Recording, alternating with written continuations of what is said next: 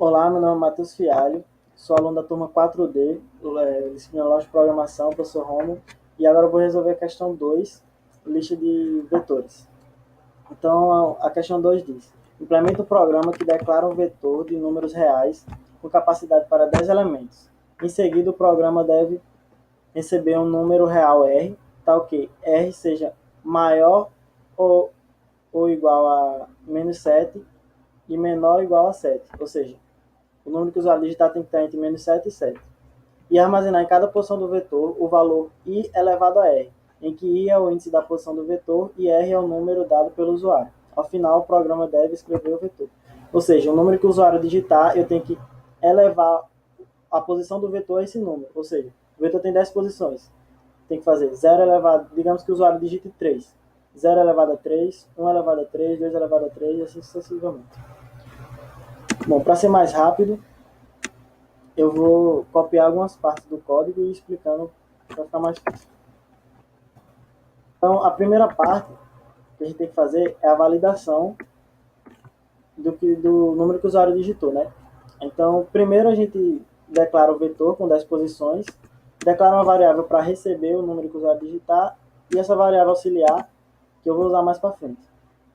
Então, fiz o cout pedindo para ele digitar um número entre menos 7 e 7, armazenei aqui em n, e fiz um while para validar se o número que o usuário digitou realmente está entre menos 7 e 7.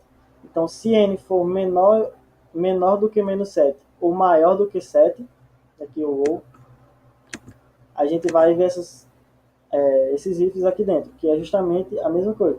Se n for menor do que 7, ele vai exibir essa mensagem dizendo que o número que ele digitou foi menor do que 7, e em seguida vai pedir para digitar outro número, que esteja entre menos 7 e 7. Se ele digitar um número maior do que 7, vai aparecer essa mensagem dizendo que o número foi maior do que 7 e depois ele pede para digitar um número que esteja entre menos 7 e 7. Vai ficar nesse looping até que ele digite um número entre menos 7 e 7. Essa é a parte de validação. Em seguida, a gente vai fazer um for para percorrer o vetor e fazer esse processo de elevar o número do vetor ao número que o usuário digitou. Então, a gente declara que i igual a 0, enquanto i menor do que 10 e mais, que é o tamanho do vetor normal. Aqui a gente vai armazenar sempre i na variável auxiliar. Vocês vão entender por quê. Então, tem três formas, três valores que o usuário pode digitar. Ele pode digitar um valor maior do que 0, um valor menor do que 0 ou 0. E essas três coisas têm que ser tratadas de forma diferente. Então, se ele digitar, se n, for o valor que ele digitar, for maior do que 0, a gente vai fazer um for, iniciar ele de 1 e ele vai até um número menor do que o usuário digitou. Porque vamos imaginar, digamos que eu digitei n é 4. Então tem que elevar todos os números vetor a 4. Então ele vai chegar aqui, posição 0, né? Aux recebe o 0.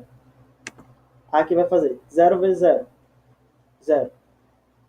J igual a 1, J e J agora é 2. Vai fazer o processo de novo. No caso do 0 e do 1, não vai acontecer nada, porque 0 elevado a 4 a 5 vai ser 0. 1 elevado a 4 a 5 vai ser 1 do mesmo jeito. Mas vamos para a posição 2 do vetor. 2 vezes 2, 4. Aux vai armazenar 4. Vai fazer o processo de novo. Chega aqui, vai fazer 4 vezes 2, 8. Vai armazenar 8 aqui.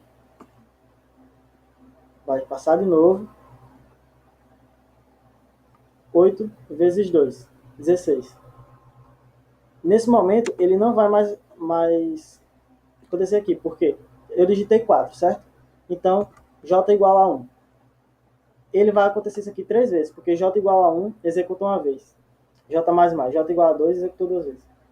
J igual a 3 ele executou a terceira vez. Quando ele executar a terceira vez, for executar a quarta, ele não vai mais rodar, porque o J vai ser 4 e N também é 4. E a condição aqui é que J seja menor do que N. Então ele vai executar só 3 vezes, que é exatamente o que a gente precisa para que ele simule que ele seja elevado a 4. Se for a 3, funciona do mesmo jeito, a 2 do mesmo jeito. E aí ele pega esse resultado e armazena na posição I do vetor. Ou seja, quando ele é 0 elevado a 4, a 3, vai armazenar 0 aqui. O resultado que der, que ele está armazenando aqui, ó, vai jogar aqui dentro. A outra possibilidade é do n, número que o usuário digitou, ser menor do que 0.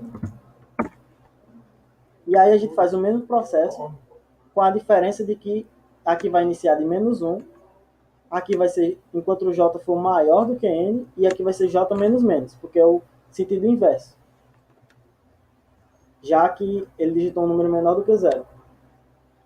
Aqui é a mesma coisa de lá, e aqui tem a diferença que eu tenho, em vez de eu pegar o resultado e armazenar, eu divido 1 por esse resultado, porque quando a gente eleva um número a um número negativo, o resultado é 1 dividido pelo o resultado de como se fosse um número elevado a um número normal, entendeu?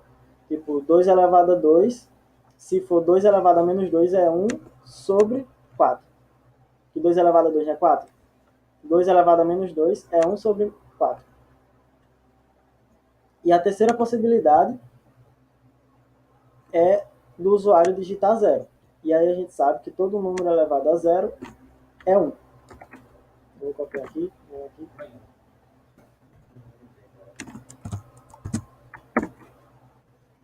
Só.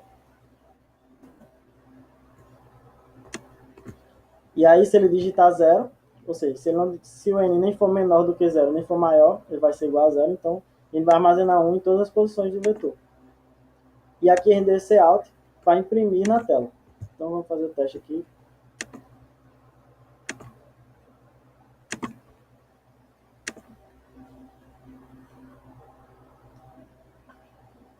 Espera ele rodar aí.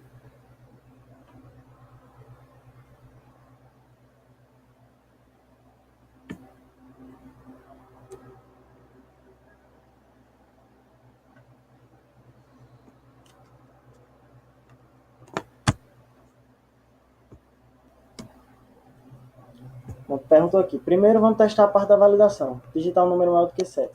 8. Beleza, disse que eu digitei um número maior do que 7, mandou digitar outro. Vamos digitar um menor. Menos 9. Beleza. Então, vamos elevar todos ao cubo. 3.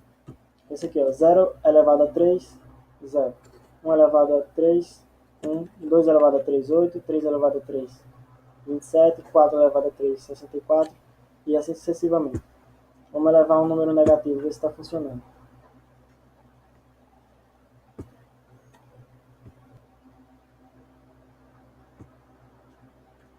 Elevado a menos 3. 0 elevado a menos 3, infinito. 1 elevado a menos 3, 1. 2 elevado a menos 3, 0,125. E assim sucessivamente. Como pedido no enunciado. Questão resolvida é isso aí.